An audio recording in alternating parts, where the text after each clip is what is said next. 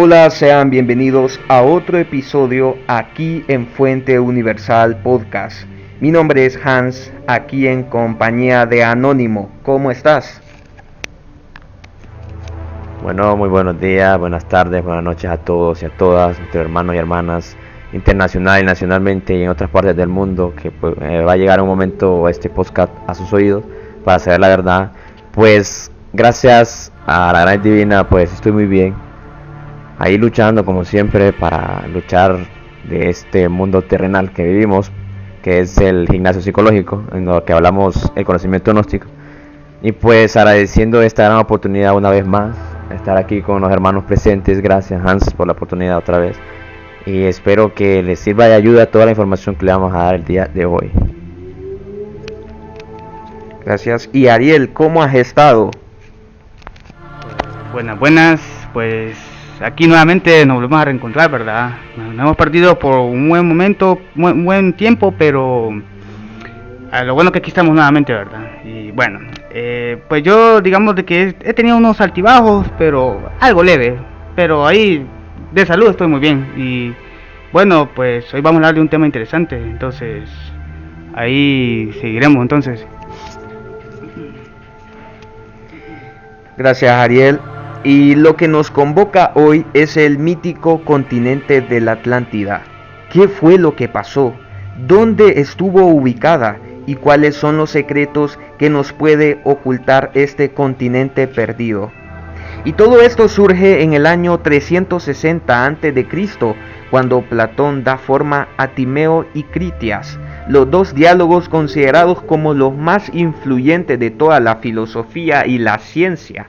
Ambos textos hacen referencia a la Atlántida, una gran provincia marítima avanzada tecnológicamente alrededor del 9500 a.C., pero que tanto poder los había corrompido, convirtiéndolos en seres guerreros que habrían desaparecido en el mar a causa de un gran diluvio en tan solo una noche y un día. Según la mitología, en aquel entonces, 800.000 años antes de Cristo, los dioses habitaban la tierra y se repartieron la tierra, y fue a Neptuno al que le tocó la isla de la Atlántida, este territorio más allá de las columnas de Hércules. El dios Neptuno se casó con una humana que se llamaba Cleito o Clito, de las cuales tuvieron 10 hijos, y el primer hijo se llamó Atlas, que sería el primer gobernante de donde surge el nombre de la Atlántida. Pero, ¿qué nos puedes decir, Ariel, sobre este mítico continente? Pues bueno, yo lo que he investigado, pues hay muchas interpretaciones con respecto a lo que hablaba Platón, lo que acabas de decir. Y bueno, en la antigüedad y la Edad Media, Estrabón parece compartir la opinión de Posidonio acerca que el relato de Platón no era una ficción, lo que considera más plausible que compararlo con el muro de madera de los aqueos, para aquellos paradigmas de lo ficticio. Eustacio de Tesalónica menciona a la Atlántida en su comentario a la obra de Dionisio Periegueta, tierras en el Atlántico como las islas de San Brandán o Jai Brasil. Tomaban elementos de la Atlántida y daba origen a la creencia Lantilia. En la Edad Moderna, la leyenda fue recuperada por los humanistas, quienes la consideraban como vestigio de una sabiduría olvidada, pero símbolo de un porvenir utópico. Francisco López de Gomara, en su Historia General de las Indias de 1552, afirma que Colón pudo haber estado influido por la leyenda Atlante y ve la voz anual Alt, que significa agua, tanto en Atlante como en azteca, un indicio entre aztecas y atlantes. Pues. Okay. En la edad contemporánea, las conjeturas que postulaban la existencia de la Atlántida como el continente perdido fueron invalidadas por la comprobación del fenómeno de la deriva continental durante los años 50. En 1869, Julio Verne escribió 20.000 lenguas en El viaje submarino, novela que en su capítulo describe un encuentro de los protagonistas con los restos de una sumergida Atlántida, que me recuerda mucho a la película de Atlantis, el Imperio Perdido. ¿Te acuerdas de Disney, verdad? Ignatius Donnelly, congresista americano, publicaría Atlántida, el mundo antediluviano, en dicha obra a partir de las semejanzas que aprecia entre las culturas egipcias mesoamericanas. La Atlántida esotérica. En 1888, la ocultista Madame Blavatsky publicó la doctrina secreta. Ahí aludía el libro de Xian, un supuesto documento tibetano cuyo origen remoto estaría en la Atlántida. La sociedad de Thule. En este concepto de misticismo nazi y racismo ario, Heinrich Himmler había organizado en 1938 una serie de expediciones a distintos lugares del mundo en busca de los antepasados atlantes de la raza aria. Hermann Wisch propuso teorías en torno a la Atlántida, continentes cuyos habitantes habrían tenido que emigrar. Estos atlantes emigraron al norte de Europa, relacionando Wisch estos a la mítica Hiperbórea injageonés, una palabra muy complicada de pronunciar. Julius Evola también introduciría la Atlántida entre sus doctrinas raciales, aludiendo al mestizaje entre atlantes y razas sureñas, atribuyendo a estas últimas influencias decadentes.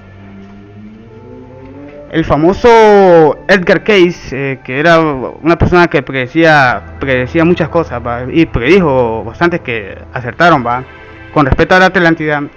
En 1940 hace descripciones de la Atlántida. En sus lecturas toma como base el relato existente de Platón y le amplía con nuevos detalles. La civilización atlante se regía bajo un gobierno teocrático llamado Ley del Uno. La civilización tenía una tecnología avanzada basada en cristales de cuarzo que a su vez dependía de un gran cristal. Sin embargo, los líderes atlantes abusaron del poder este gran cristal que llevó a la extinción bajo las aguas. Los sobrevivientes llegaron a Egipto, donde guardaron sus conocimientos dentro de la Esfinge. Cayce predice que en 1968 la Atlántida volvería a la superficie frente a las costas de Florida.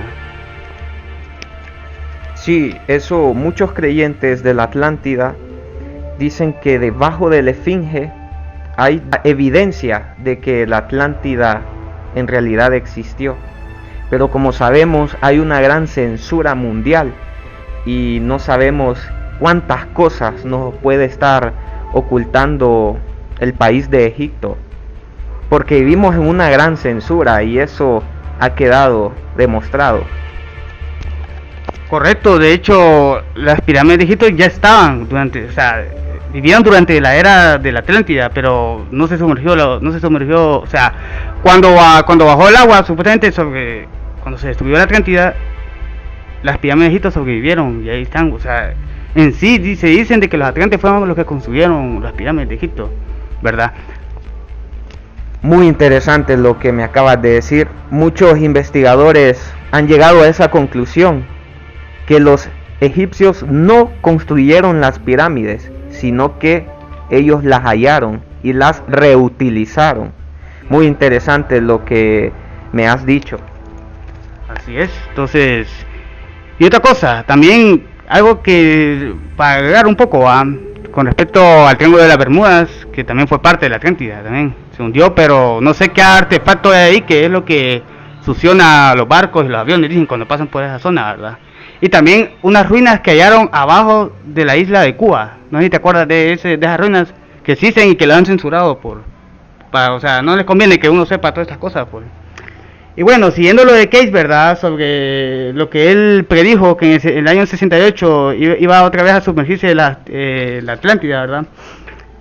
Él dio en el 68, pero un año después, que fue en el 69, por esa fecha, se descubre una formación rocosa sumergida en las aguas de las islas de Bimini, Bahamas, a unos 80 kilómetros al este de Miami. Esta estructura, llamada Carretera de Bimini, fue considerada como uno de los restos de la isla desaparecida, alegándose que se cumplía la predicción de Cayce. La Atlántida minoica. En 1913, el británico K.T. Frost sugiere que el imperio miónico o cretense, conocido de los egipcios, poderoso y posiblemente opresor de la Grecia primitiva, habría sido el antecedente fatídico de la leyenda atlántida. Bueno, esa última que me acabas de decir, en lo particular, en mi caso no la creo mucho, porque Platón siempre relató la Atlántida como del tamaño de Libia y Asia Menor. Estamos hablando de una extensión enorme, y que Creta es una isla muy pequeña. Entonces, en esa parte, esa no la creo mucho, pero las demás que has comentado sí dejan mucho que pensar. Pero tenés que acordarte que en la Atlántida hubo sobrevivientes en esa catástrofe, en ese diluvio que le dicen, ¿verdad? Y muchos emigraron a partes del mundo. Sí, eso sí puede ser, que atlantes emigraron a esa isla de Creta, y puede ser eso la evidencia de por qué fue un pueblo tan avanzado, tan adelantado a su época, y que sentaron las bases para la civilización que más tarde conoceríamos como los griegos. Así es, y bueno, muchas cosas que ellos creían, pues los griegos también lo utilizaron, pues, ¿verdad? La Atlántida en el sur de la península ibérica, o sea, en España, ¿verdad? En 1922, el arqueólogo alemán Adolf Schulter retomó y popularizó la idea que Tartessos fue la Atlántida. En 2005, Marc-André Goucher, geólogo marino del Instituto Universitario Europeo del Mar, en Plus en Francia, publicó un artículo en la revista Geology en el que analizaba Espartel, una isla sumergida al oeste del estrecho de Gibraltar, y la posibilidad de que esta fue destruida por un terremoto y tsunami posterior a hace 12.000 años, y sus hipotéticas relaciones con la Atlántida descrita por Platón. Y la última, la Atlántida en América. En 1999, el investigador Jim Harlan aseguró encontrar pruebas de la perdida isla en el altiplano de Bolivia, en Pampa Aullaga del departamento de Oruro.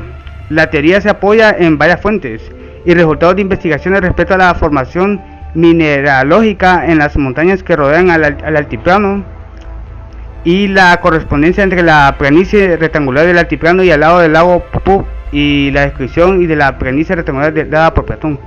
Entonces, esa es toda mi ponencia, pues. Ok, bueno, luego de todo lo que has mencionado, Ariel, existen varias teorías donde se supone que está ubicada la Atlántida. Hay otra teoría que dice que puede ser la Antártida, cuando los continentes estaban separados, y que fue la Antártida es la misma Atlántida. Y como sabemos, en la Antártida hay muchos misterios, ese continente helado que guarda infinidad de misterios. Eso sería un buen tema para nuestros siguientes programas. Bueno, una pequeña intervención con respecto a eso. No me acuerdo dónde lo escuché, pero según dicen, en ciertos lados de España y Portugal, dicen que hay zonas donde se puede ver un gran, no sé si como por decirlo así, un gran piso en el océano. Como que supuestamente ese piso era parte de la Atlántida. Que bueno, sobre el hundimiento, ¿verdad? Lo que se habla. Y con respecto a Jai Brasil, hubo un tiempo, o sea, en el siglo no sé cuánto, no te sabría decir, que los ingleses podían ver esa isla, y cada tiempo desaparecía y volvía a aparecer. Pero como comentaba Samael en uno de sus libros, que entre más tiempo la humanidad se ha ido decayendo, pues, y hemos perdido esa clarividencia, pues, de ver esas cosas, pues. Entonces ya nuestra vista ya como que ya no puede ver esas cosas fantásticas que antes se miraban, como sirenas y un montón de cuestiones, ¿verdad? O sea, solo son mitos, pues, pero realmente sí existieron, pues. Y con respecto a la Antártida, una opinión personal que ahorita se me acaba de venir aquí en la mente, es que posiblemente la Antártida tal vez era un continente vecino de la Atlántida. Y por qué no, ¿verdad? Que sabemos si tenían una buena relación o no se van bien, ¿va? Entonces, nomás solo eso puedo decir. Es muy probable. Y luego de todo lo dicho, Anónimo, ¿qué sabes de la Atlántida? Bueno, gracias Hans, gracias Ariel, Vishnu. Muy interesante, increíble la información que han averiguado. Pues mi información puede ser que un poco parecida y diferente, porque estamos hablando de que voy a dar la información del conocimiento gnóstico. Y pues voy a iniciar, pues, sobre la Atlántida. se desenvolvió una gran raza, una raza de gigantes. Tenían cuerpos de hasta 3 metros de estatura. Por eso es que la leyenda de los siglos nos habla de Briareo, el de los 100 brazos, una verdadera raza de cíclopes. Esa raza llegó a tener una civilización poderosa, millones de veces más poderosa que la nuestra. Tuvo la raza Atlante sus 4 estaciones, su primera, es decir, su edad de oro. Entonces no existían fronteras, todo era amor, la inocencia reinaba sobre la faz de la tierra. Las gentes sabían tocar la lira y estremecían el universo con sus melodías. Entonces realmente la lira no había caído hecha pedazos sobre el pavimento del templo. Quienes gobernaban la Atlántida eran reyes divinos, reyes sagrados, que tenían poder sobre el fuego, el aire, el agua y la tierra, sobre todo lo que es, ha sido y será. Más tarde reinó la Edad de Plata, durante la cual todo pareció decrecer. Sin embargo, todos los hombres seguían comunicándose con los seres inefables, los ángeles del cristianismo. Cuando llegó la Edad de Cobre, la luz se oscureció. Ya no hubo las esplendores de antes. Comenzaron a establecerse fronteras. Se iniciaron las guerras, nacieron los odios, el egoísmo, la envidia, etc. Y al fin llegó la Edad Negra, la Edad de Hierro. Obviamente la Edad de Cobre fue la precursora de la Edad de Hierro Atlante. La Edad de Cobre fue el otoño y la Edad de Hierro el invierno. En la Edad del Hierro los atlantes desarrollaron una poderosa civilización. Crearon cohetes atómicos que podían viajar no solo a la Luna, sino a Mercurio, Venus, Marte y en general a todos los planetas del sistema solar.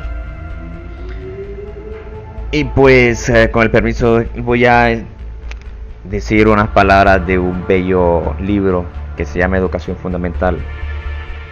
Bueno, el hombre que inventó los fatídicos términos bien y mal fue un atlante llamado Macari Bronkeberg-Sion, miembro distinguido de la científica sociedad de Acaldana, situado en el surgido continente atlante.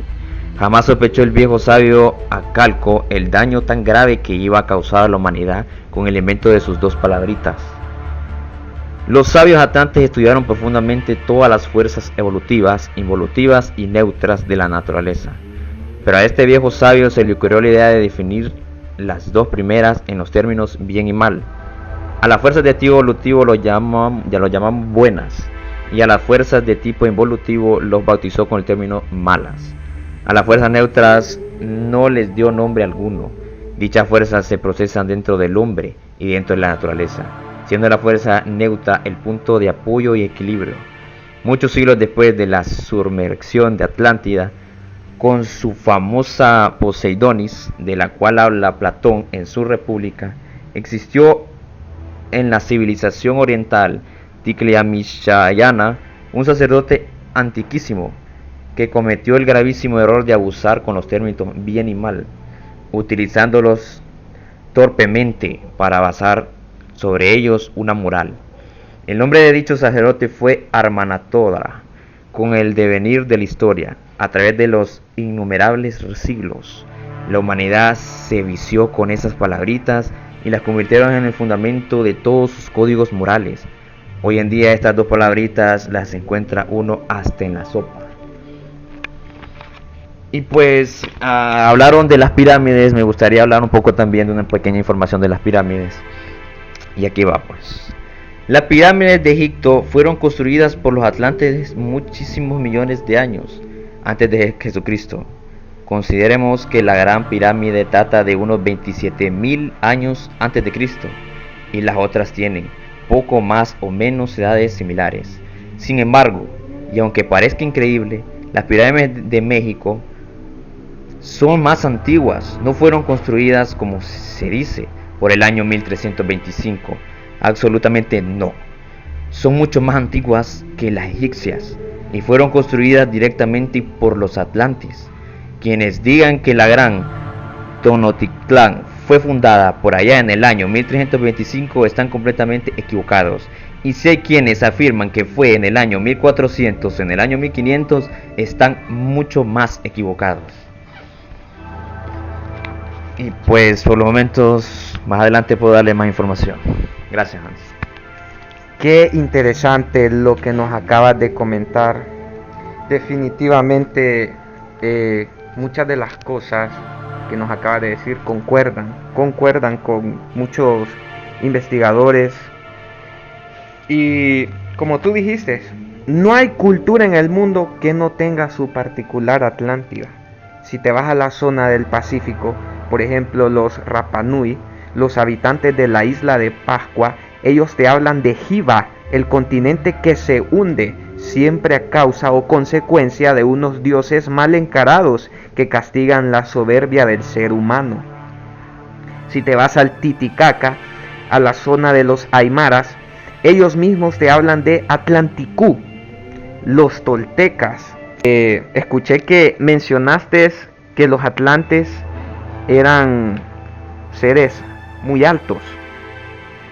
Pues se dice que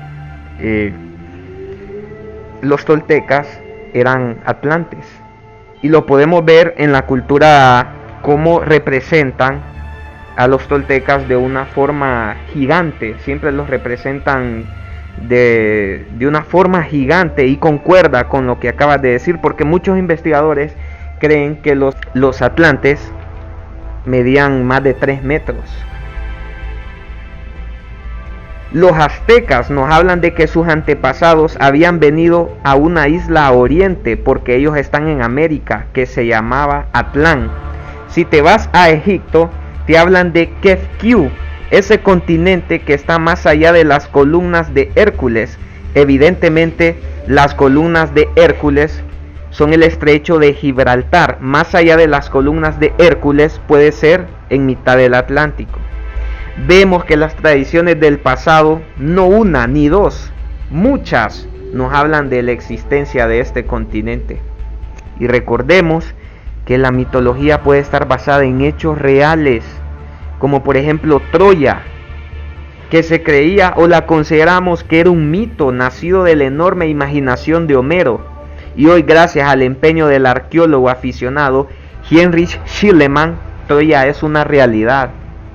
Vemos que la mitología puede ser una realidad, amigos. Así que no debemos descartar absolutamente nada. Bueno, y lo que dicen algunos científicos es que solo es una leyenda, es una ciudad utópica, que nunca estuvo perdida, que está donde siempre estuvo en los libros de Platón, y que no existe evidencia legítima que la Atlántida fuera real.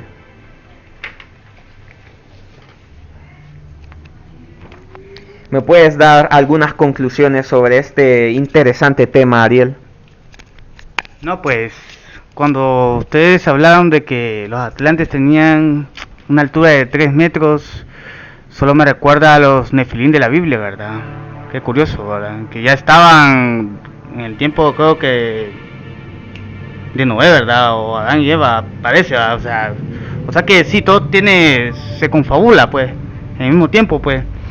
Pero sí, o sea, lo de la Atlántida, o sea, es un tema bien, pero bien extenso. O sea, obviamente nos quedamos en corto de lo que hemos hablado, ¿verdad? Pero los atlantes, no sé si Anonymous lo dijo, ¿verdad? Ellos tenían bastante conocimiento. Ellos habían la clarividencia y la habían desarrollado, pues.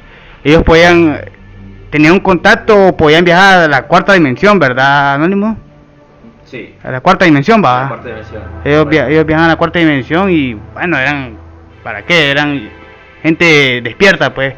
Pero como llegó la edad de hierro, todo se fue abajo. Bueno, todas las culturas hablan de las 4 edades, pues, ¿verdad? Y sí, y bueno, pues para concluir, pues para mí, todavía en la actualidad, para mí hay atlantes que todavía siguen entre nosotros. Hasta inclusive hay una teoría que puede estar en el interior de la Tierra, conviviendo en Chambalá y esos lugares que se han mencionado con otros investigadores. Relacionado a eso, mira qué interesante.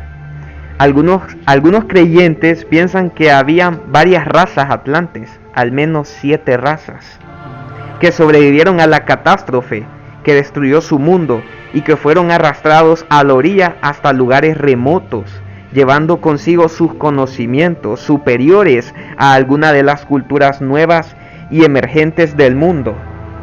Relacionado a lo que nos decía nuestro amigo anónimo. Los rojos de Norteamérica, por ejemplo, los indios pieles rojas habrían sido descendientes de los atlantes. Los amarillos del oriente, descendientes de los atlantes. Muchos negros también. Y como ya había mencionado, también los toltecas habrían sido descendientes de los atlantes.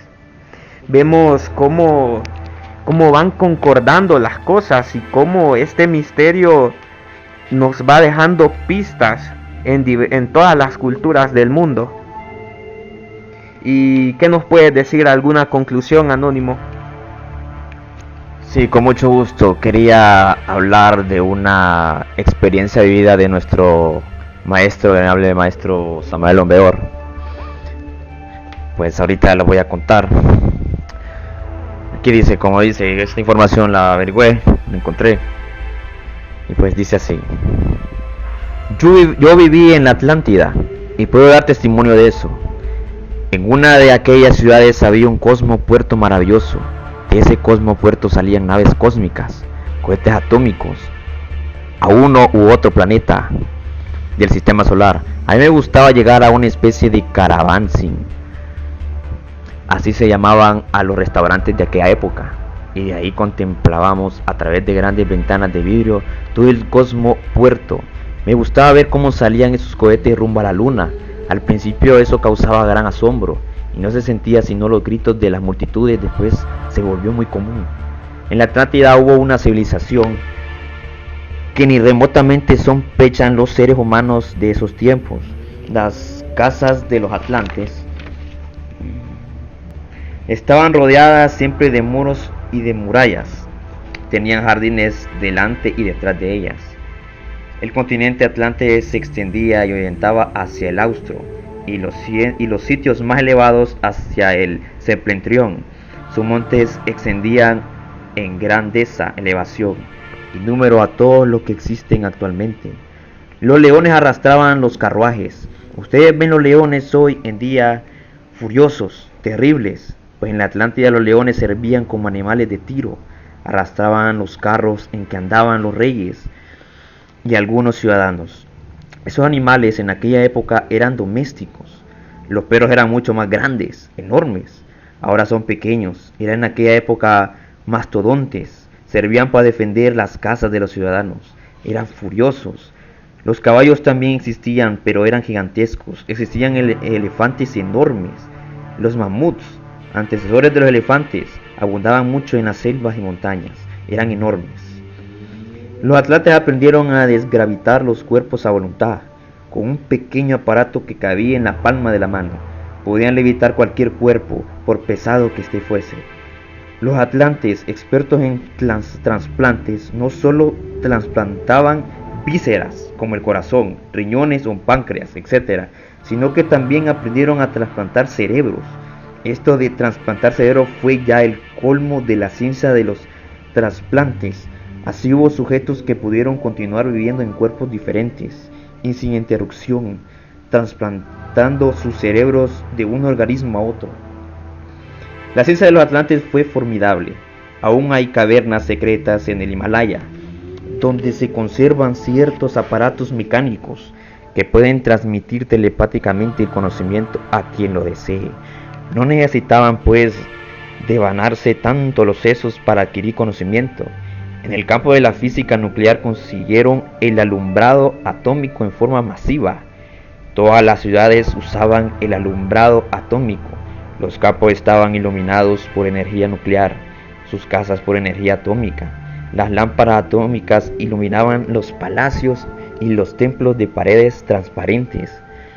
Bien sabemos que hay ciertas cavernas en el Asia donde aún se conservan lámparas atómicas que pertenecieron a los atlantes. Dentro del terreno de la mecánica puede asegurarles que sus automóviles no solo eran anfibios, sino que también podían volar por los aires y eran propulsados por energía nuclear. Extraían la energía no solamente del uranio y del radio, sino de muchos otros metales y de muchos granos vegetales también, y les salía muy barata. En materia de navegación aérea tuvieron naves más poderosas que las actuales, verdaderos barcos voladores o buques volantes que también eran propulsados con energía nuclear. Aprendieron los atlantes también a utilizar la energía solar. Lo peor de todo fue que desarrollaron poderes mágicos para el mal. Además de científicos, eran magos. Llegaron a construir un robot y dotarlo de un principio inteligente. Bien sabían ellos de los elementales del fuego, de los aires, de las aguas y de la tierra. Para ellos los elementos de la naturaleza, eso que los cuentos de niños llaman hadas, salamandras o silfos, eran una tremenda realidad. Aún poseían el sentido de la clarividencia. Es obvio que con este sentido podían ver perfectamente no solo el mundo tridimensional de los Euclides, sino aún más, ver también la cuarta coordenada, la quinta, la sexta y hasta la séptima. Entonces se apoderaban de cualquier de esas criaturas de los elementos, criaturas invisibles para los sentidos ordinarios, y lo metían dentro de su robot. Tales robots de hecho se convirtieron en seres inteligentes, en seres que servían a sus amos, pudiendo informar a estos sobre los peligros que les acechaban y en general sobre múltiples cosas de la vida práctica. Fueron enormemente aventajados los atlantes. Existía una universidad atlante maravillosa. Quiero referirme en forma enfática a la sociedad acaldana, una verdadera universidad de sabios. Aprendieron a concentrar los rayos solares para hacerles penetrar en determinadas cámaras. Sabían transformar las 7 colores del prisma solar, es decir, sacar la positiva de los rayos del prisma solar. Y pues para hacer un poco más corto, no le puedo dar la siguiente información porque es un poco largo, porque tenemos que aprovechar el tiempo. Quería también hablar de, ya que nuestro instructor Hans habló de las 7 razas, quiero hablar de las 7 razas, en brevemente, si me lo permiten. Los sobrevivientes también. Bueno, aquí va la información. La época de la sumersión de la Atlántida fue realmente una era de muchos cambios geológicos. Emergieron desde el seno profundo del inmenso mar otras tierras firmes, que formaron nuevas islas y continentes. Algunos sobrevivientes atlantes se refugiaron en el pequeño continente de Grabonsi, hoy África, el cual aumentó en tamaño y extensión debido a que otras áreas de tierra firme que emergieron de entre las aguas vecinas se sumaron al mismo. Los miembros de la sociedad acaldana formaron parte de aquel pueblo selecto que supo huir de la Atlántida cuando comprendieron que una gran catástrofe se acercaba. Los sabios de esta sociedad se situaron al principio hacia el sur del continente africano, después miraron hacia Cairona, hoy el Cairo, en las tierras de Nivea, del Nilo o de Egipto. Ahí establecieron su famosa universidad y la esfinge frente a la misma. Las garras de león de la esfinge representan el fuego, la cabeza de la esfinge representa el agua, las patas del toro de la esfinge representan el elemento tierra, las alas de la esfinge representan el elemento aire. 4 son las virtudes que se necesitan para poder llegar. 1. A la autorrealización íntima del ser. Hay que tener el valor del león, la inteligencia del hombre, las alas del espíritu y la tenacia del toro. Solo así es posible llegar a la actualización íntima del ser. Pues ahorita voy a hablar de las 7 subrazas. Y estas son: la semilla de nuestra raza aria, nórtica, es la primera. Pero al mezclarse con los sobrevivientes atlánticos, dio origen a las subrazas del tronco ario. Obviamente, cada raza tiene 7 subrazas. La primera subraza se formó a la meseta central de Asia, que entonces se llamaba Acha. Hubo ahí una poderosa civilización esotérica. La segunda subraza floreció en el sur de Asia, en la época prevédica, y entonces se conoció la sabiduría de la Rishis del Indostán y los esplendores del antiguo imperio chino. Tercera subraza se desenvolvió maravillosamente en el Egipto, Persia, Caldea y Babilonia. Cuarta, resplandeció con las civilizaciones de Grecia y Roma. La quinta fue perfectamente manifestada con Alemania, Inglaterra y otros países. La sexta resultó de la mezcla de los españoles con las razas autóctonas de Indoamérica. La séptima está perfectamente manifestada en el resultado de todas esas mezclas diversas de razas, tal como hoy lo podemos evidenciar en el territorio de los Estados Unidos.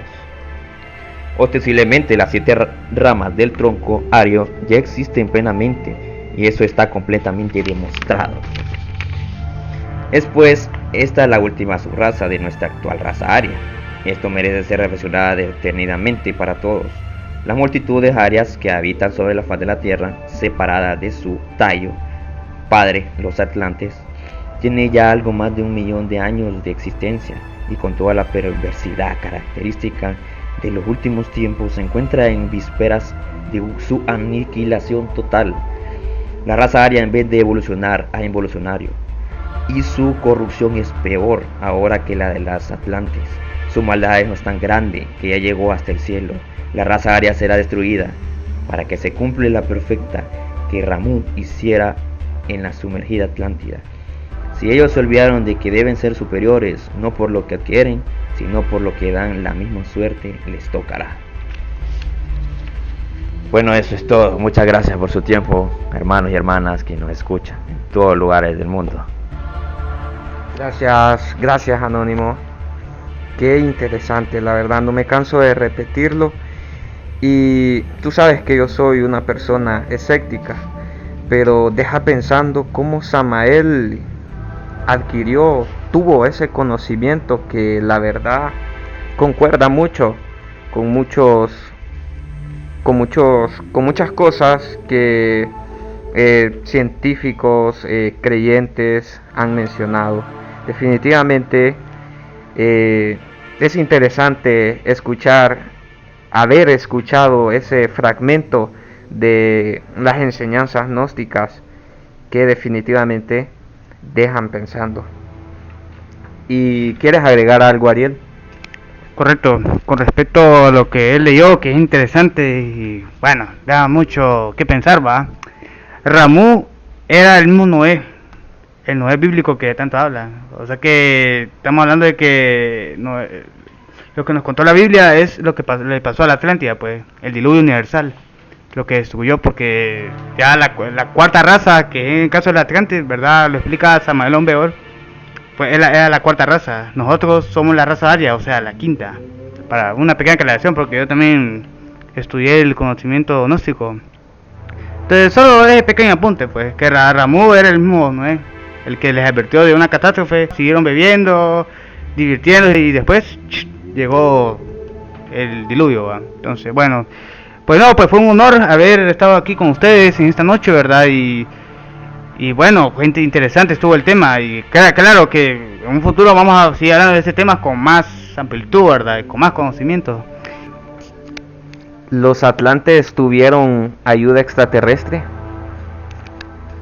Definitivamente sí, porque ellos también viajaban al espacio exterior, ¿verdad? Así como lo que explicó él, que viajaban a Marte, a la Luna, a Venus y todo el sistema solar. Entonces sí, yo digo que sí, tuvieron ayuda y me imagino que esa famosa piedra que se habla, ¿verdad?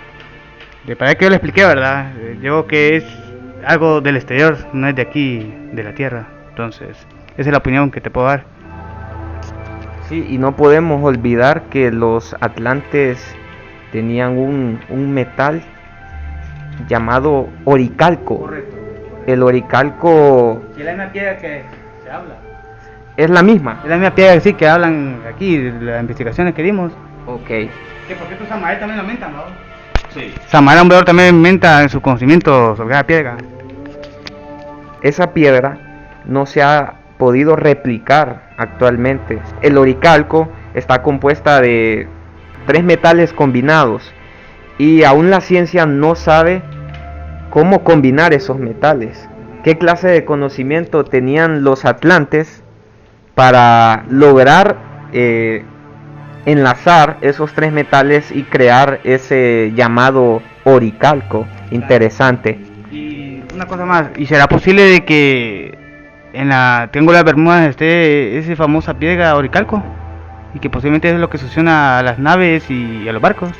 O sea, Puede ser. Es una pregunta interesante, ¿verdad? Entonces, Sí, puede ser. correcto, entonces sí, pues bueno, interesante lo que acabas de mencionar, me había olvidado sobre ese pequeño punto del Oricalco. Y bueno, entonces eso es todo y fue un placer estar con ustedes y ahí nos vemos en otro podcast. Buenas noches. Gracias, Ariel. Y esto ha sido todo por hoy. Muchas gracias por acompañarnos. Nos vemos en el próximo programa.